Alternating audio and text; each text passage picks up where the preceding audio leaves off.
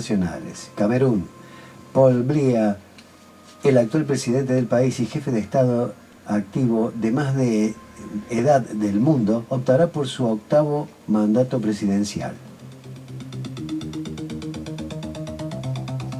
Ciclismo. El ciclista británico Simon Yates ganó la 10ª etapa del Tour de France. El irlandés Ben Healy, presente en la escapada, arrebató el maillot amarillo a Tadej Pogačar.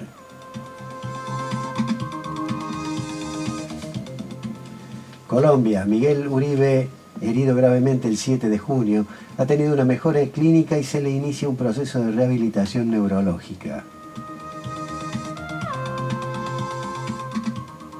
Cuba. La empresa estatal Unión Eléctrica prevé apagones simultáneos este lunes que podrían afectar hasta el 50% de la isla durante el horario de la tarde-noche.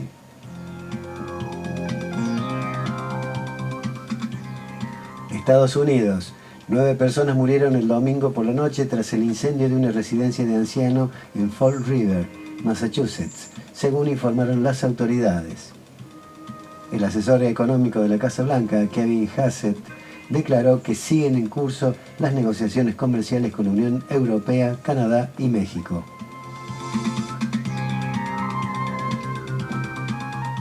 Francia. Más de 7.000 militares participaron en el desfile de su festivo nacional del 14 de julio por los Campos Elíseos de París, así como un centenar de aeronaves. Esta celebración acontece solo un día después de que el presidente Emmanuel Macron pidiera un nuevo incremento del gasto de defensa en los próximos 2 años.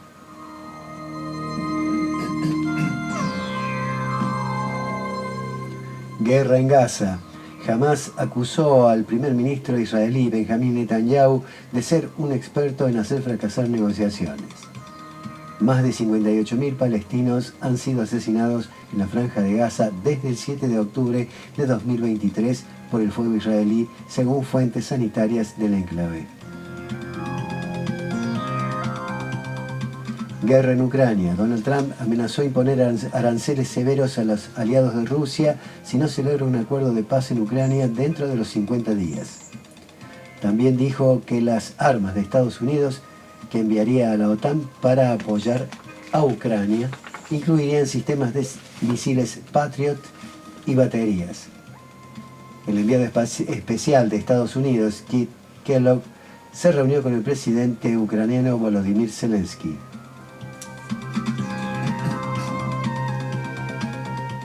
Reino Unido. Donald Trump visitará al país entre el 17 y el 19 de septiembre. Se trata de una segunda visita de Estado en la que será recibido por el rey Carlos III en Windsor.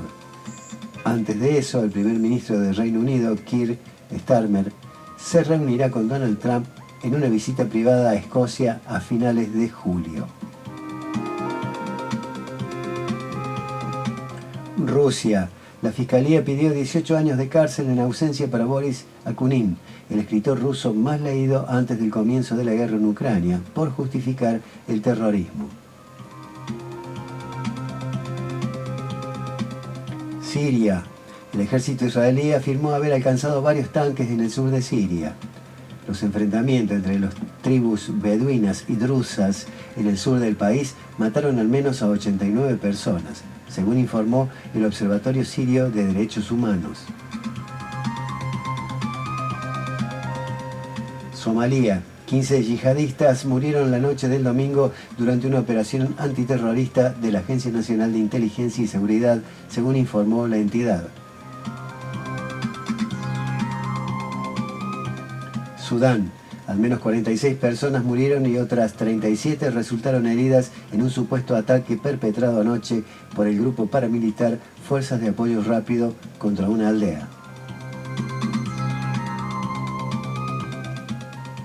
Periodista Nasser al-Lahm, secuestrado en una cárcel israelí, padece difíciles condiciones de salud. Irán revela haber descubierto chips espías en zapatos de inspectores de la AIEA. Trump anuncia nuevos envíos de armas de Estados Unidos a Ucrania. Irán condena criminal bloqueo económico de Estados Unidos contra Cuba. Siria. Decenas de muertos tras violentos enfrentamientos en la ciudad de Suwaida. Trump anuncia nuevos envíos de armas a Kiev y amenaza con imponer aranceles del 100% para presionar a Moscú.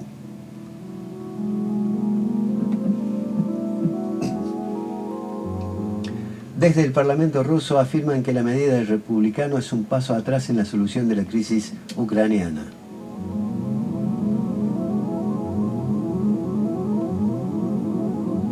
Sheinbaum exige a Washington que asuma su responsabilidad en la lucha contra el narcotráfico.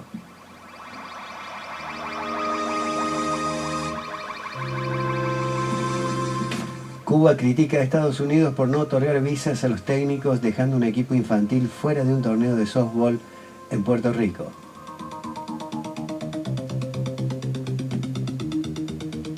La justicia estadounidense rechaza la solicitud de Argentina de suspender transferencia del 51% de las acciones a los demandantes.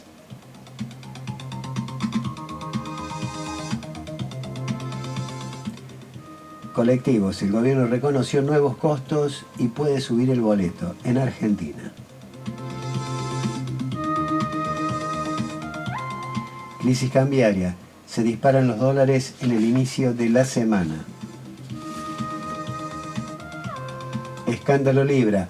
Piden la urgente detención de Novelli y Davis. Francos abrió negociación con gobernadores. Sigue la motosierra. El ENACOM eliminó programas para pymes e industrias.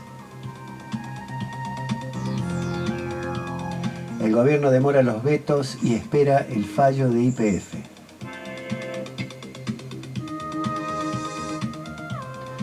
Milei se reúne con la mesa de enlace en medio de reclamos por las retenciones. Advierten que habrá un colapso vial por la falta de obra en rutas nacionales. Casi 6.000 niños palestinos fueron diagnosticados con desnutrición en junio.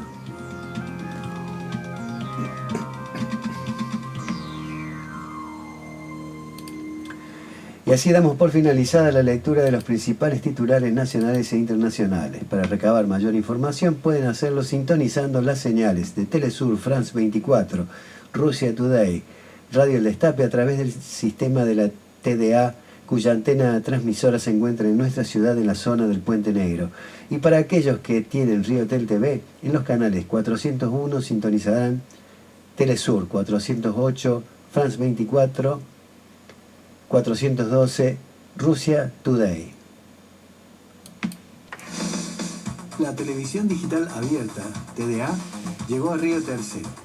Es libre y gratuita. Emite a nivel nacional 17 canales y en algunas ciudades se suman canales locales. ¿Qué necesitas? ¿Un televisor LED que posea sintonizador digital o que sea de tipo Smart? Son los fabricados a partir del 2013. Si tu televisor es antiguo, anterior al 2013, necesitarás para ver TDA un decodificador externo que se compra en los mismos lugares donde podés conseguir la antena. Para nuestra ciudad, debes colocar una antena externa elevada a unos 4 o 6 metros, apuntando hacia la zona del Puente Negro para ver los canales de TDA. Si vivís en una zona sin cobertura de TDA terrestre, tenés que instalar el kit TDA satelital de ARSAT. Y recuerden que ante la dificultad para sintonizar las señales de la TDA, pueden comunicarse con ARSAT de lunes a viernes de 9 a 20 horas al teléfono 0800 999 2772. Escuchen el menú electrónico y seleccionen la opción que más les convenga.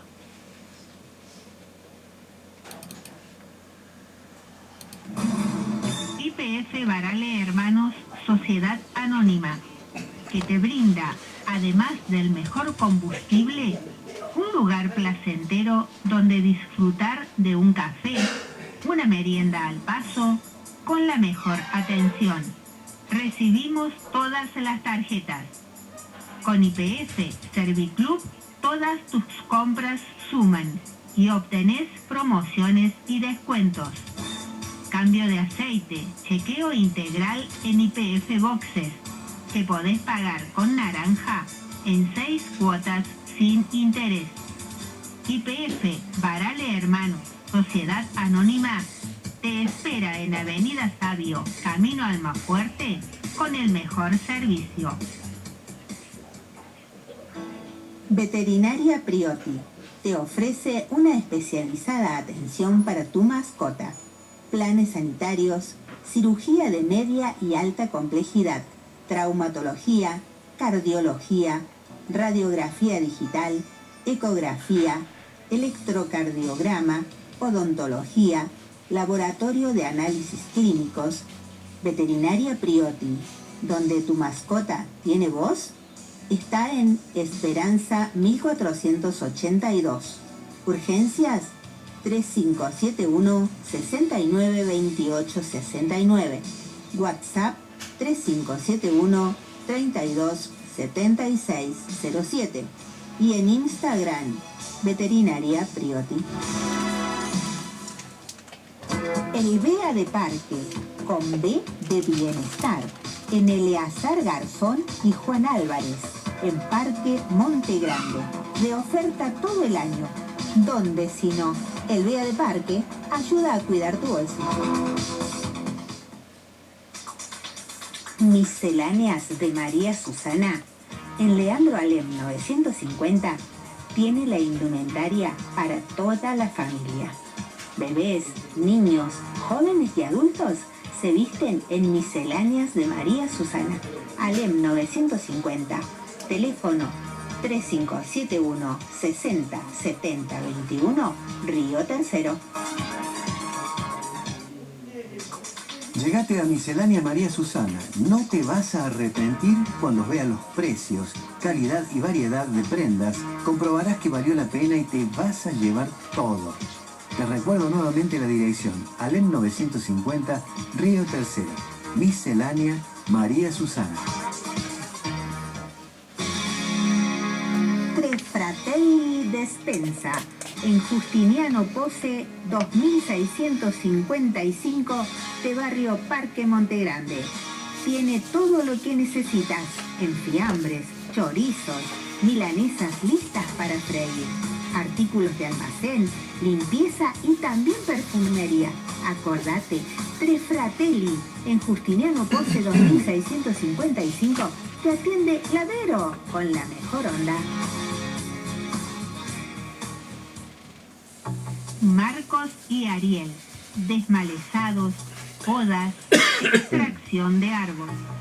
Teléfono WhatsApp 3571 456 295. Y ahora, como para matizar un poco la cosa, vamos con algo de humor.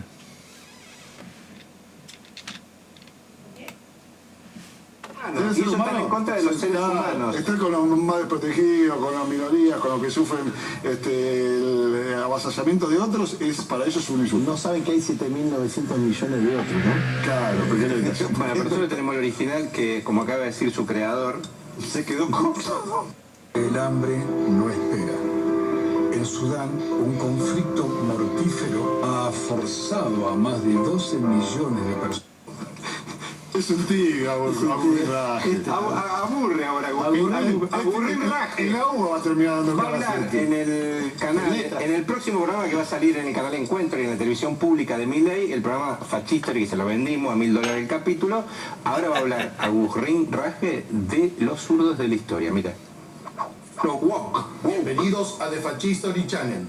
Mi nombre es Agus Rinraje y esto es Historia como se le canta el orto. Hoy, como siempre, vamos a desenmascarar a grandes zurdos de la historia.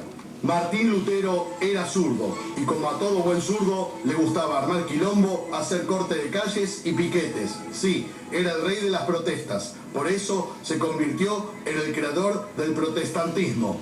Además, era docente universitario y como todos los docentes universitarios, era zurdo, pero también usaba boina para imitar al Che Guevara, como todo buen zurdo.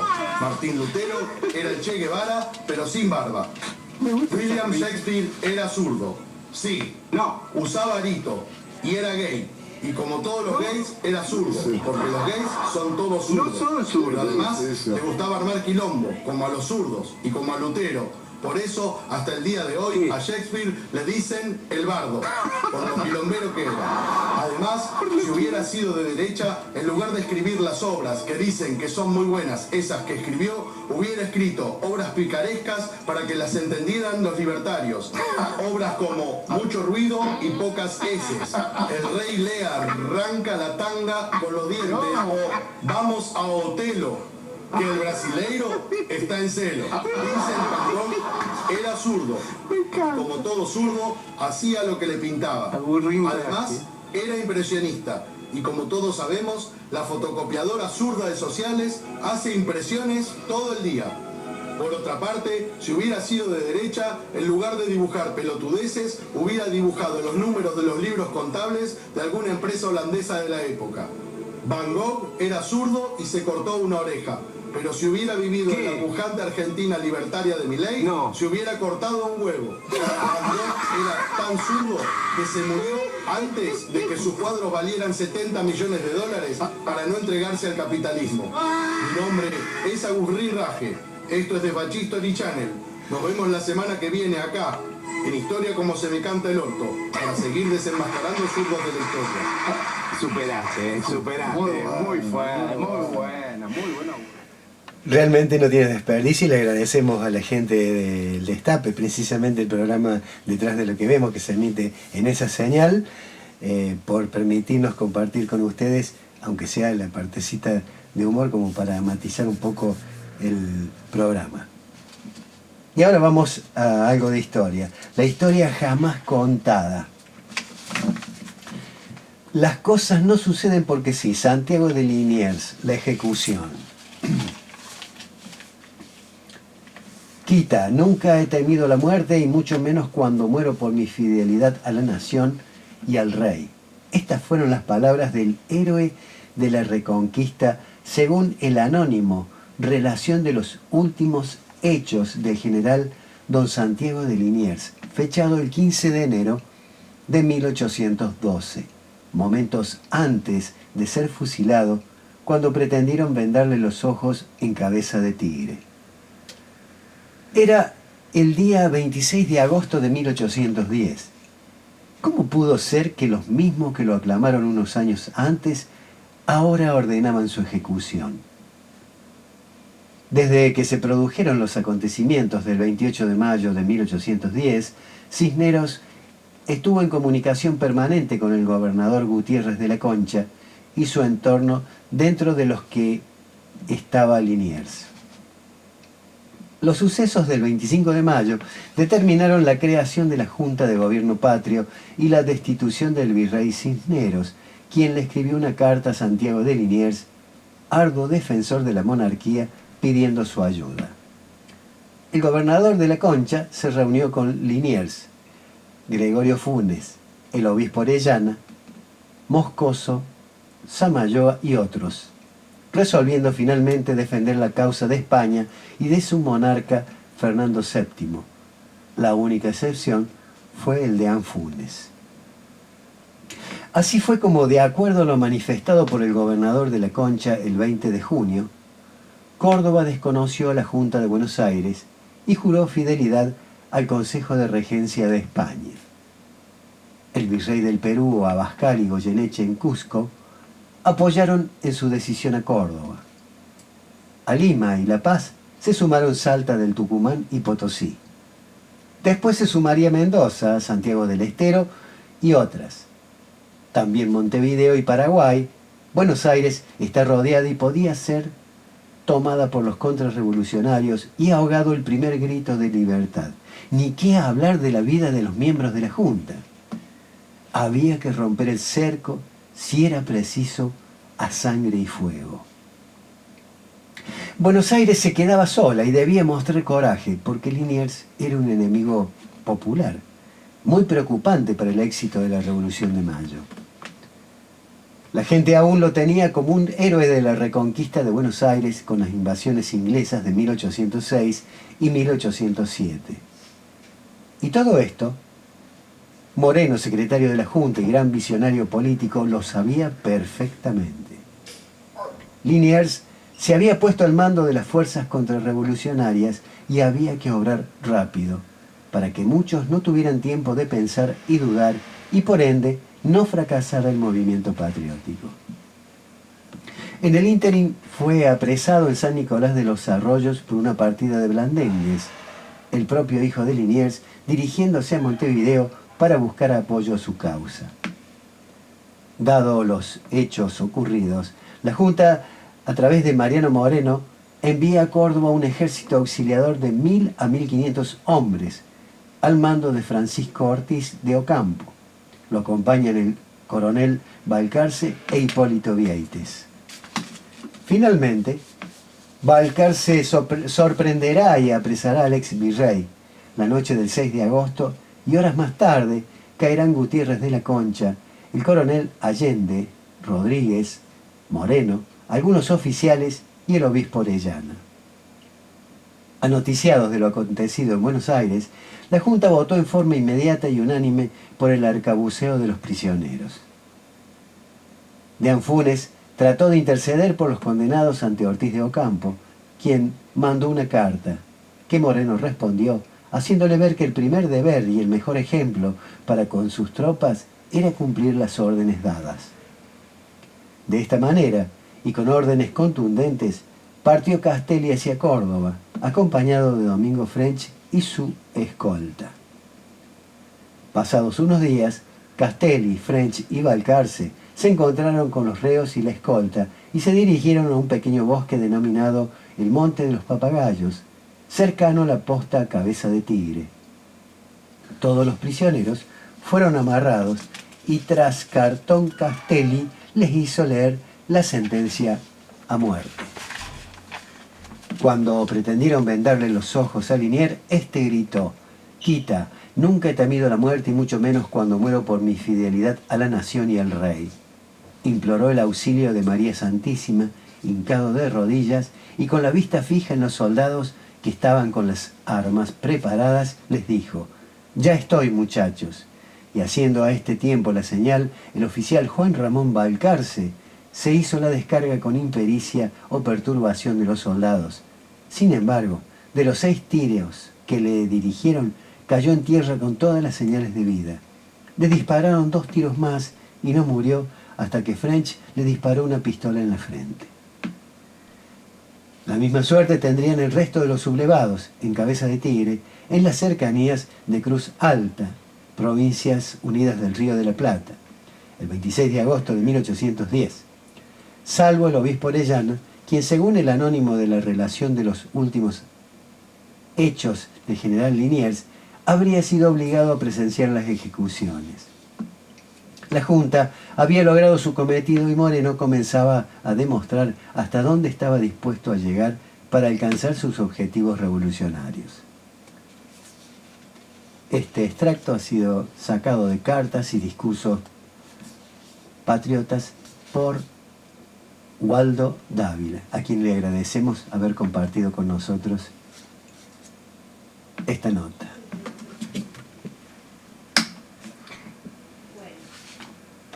Noticia del diario Baltasar Vargas. Petroquímica dictaron la conciliación obligatoria. Quedan sin efecto los despidos por 15 días. El Ministerio de Trabajo de la provincia dictó en la tarde de este lunes 14 de julio la conciliación obligatoria en el conflicto que se suscitó en Petroquímica Río Tercero este mismo lunes a partir de 124 despidos que decidió esa empresa. La conciliación implica que quedan sin efecto esos despidos y que la situación debe retrotraerse al momento antes del inicio del conflicto. O sea, quedan sin efecto los despidos por 15 días. Entonces es una tregua y ojalá que se llegue a un acuerdo, que la empresa se retrotraiga en esta decisión y que encuentren la salida con los empleados adentro. Ojalá se caiga el gobierno nacional y que todo vuelva a funcionar como antes. Exacto. donde había pleno trabajo, Sí. donde todo el mundo podía vivir tranquilo. Puedes Exacto. organizarte la vida, porque cuando tenés trabajo te organizás la vida. Y cuando lo perdés se te cae todo.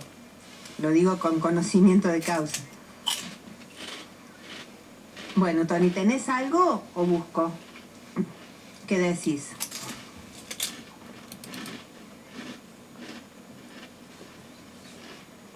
A ver, vamos a buscar acá.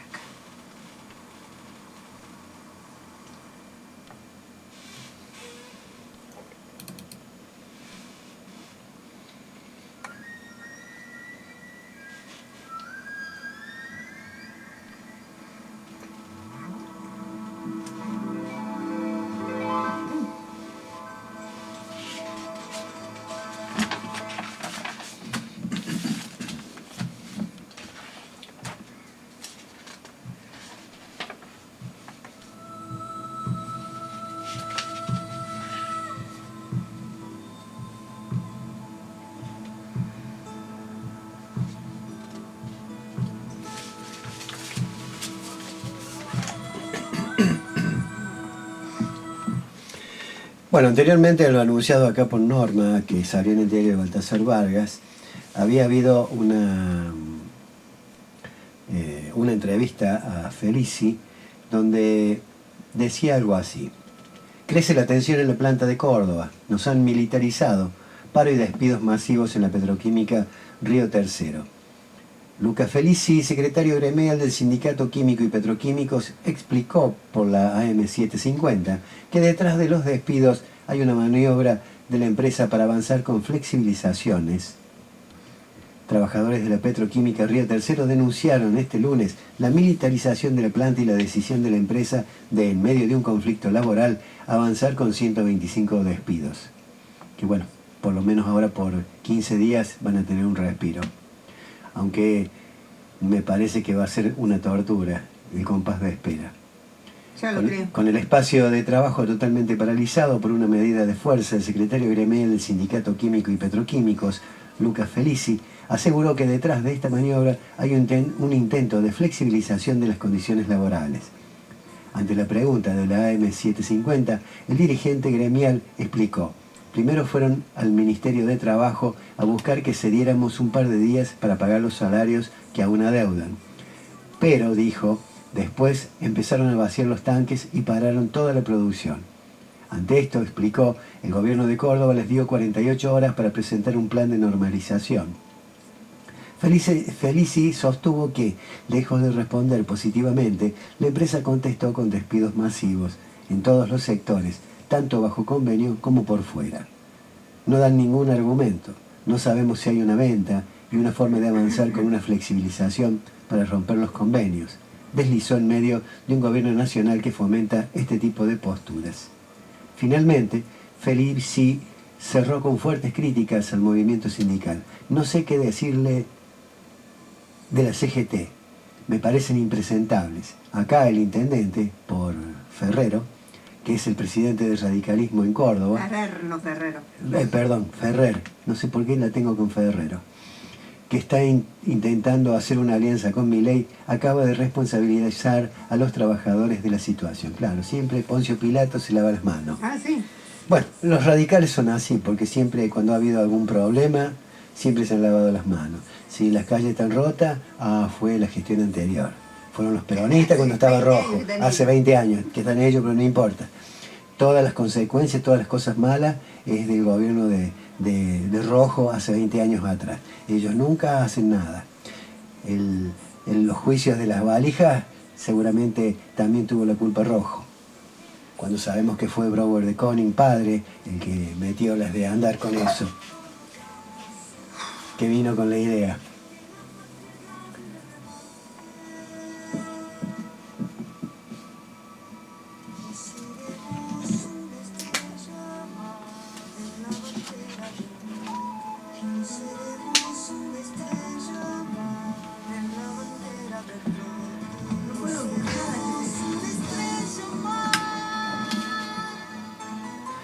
Lo que dejó la norma que habilitó una delegación sin precedentes al Ejecutivo. Un año de la Ley Bases, el fracaso del RIGI, por Hernán Letcher, economista.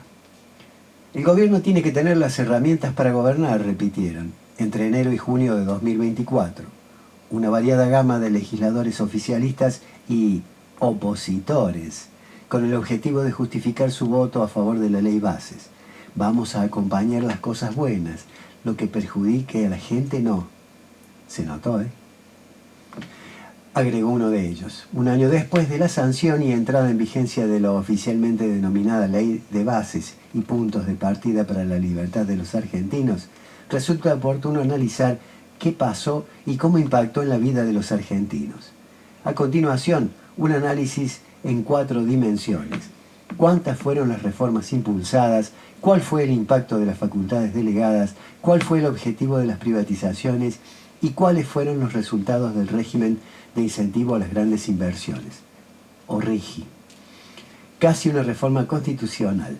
La Ley Bases habilitó una delegación legislativa sin precedentes, permitiendo que el Poder Ejecutivo dicte 157 normas con rango de ley entre diciembre de 2023 y julio de 2025, 75 decretos de necesidad y urgencia y 82 decretos delegados, de los cuales 61 se apoyan en el título 2 de la Ley Bases, Reforma del Estado. Este volumen refleja un sensible vaciamiento del rol del Congreso y su rol a la hora de debatir las leyes. Facultades delegadas, reformas en clave regresiva. Apenas votada la ley, el gobierno designó como ministro de Desregulación y Transformación del Estado a Federico Sturzenegger para el desguace del Estado. Desde ese momento, el nuevo ministro impulsó la eliminación de organismos, programas, fondos fiduciarios, desvinculaciones laborales, etc. Para ilustrar la regresividad distributiva de sus decisiones, vale remarcar la eliminación de al menos 20 fondos fiduciarios, entre ellos los referidos a programas de viviendas y hábitat. Se eliminó el Procrear, el Plan de Vivienda Social e incluso el Fondo de Integración Sociourbana. A todo esto se agrega el fin del Ente Nacional de Obras Hídricas de Saneamiento, más conocido como ENOSA,